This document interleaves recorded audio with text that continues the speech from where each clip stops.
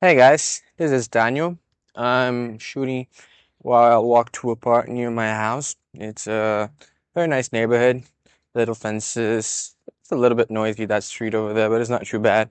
One thing that's quite surprising to me is how different houses are in Australia.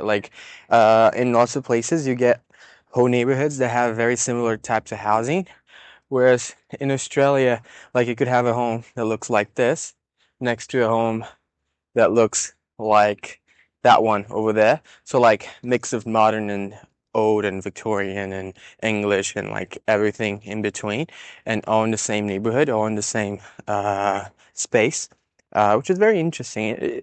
It makes for like it's not as harmonic, I guess, but it's yeah, I think the correct word for it is interesting.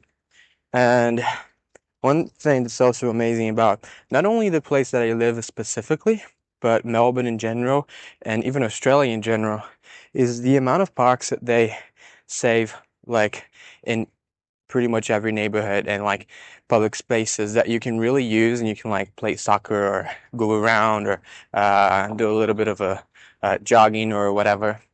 And that's definitely something uh, that's impressive. And even like when I compare it to Canada to England, which also do that a lot, I think Australia does it even more. It makes for a very pleasant kind of living, you know. Though I'll say this: everybody here complains about a housing crisis and a cost of living crisis, and like having large parks like this every corner definitely kind of makes it a little bit harder for you to build houses, doesn't it? Especially when all the houses are very short. Like there's very little, well, when compared to Europe, when compared to America, there's very little uh verticalization. That is well, apartment buildings and that kind of stuff.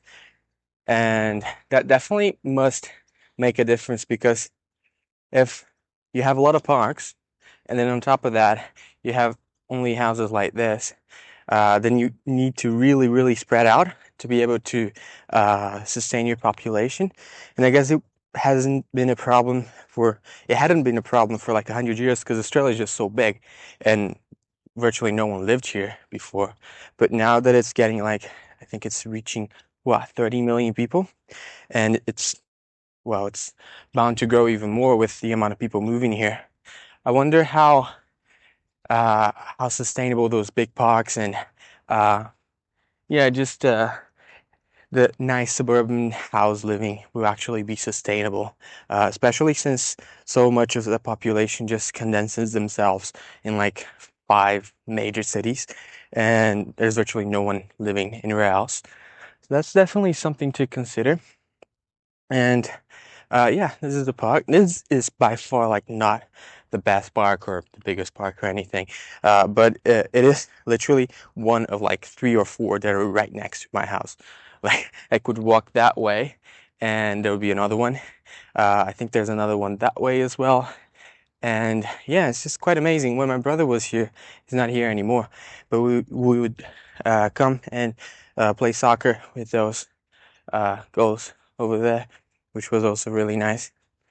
Uh, it's just a pleasant way of living, you know. Um, but it does make housing quite unaffordable.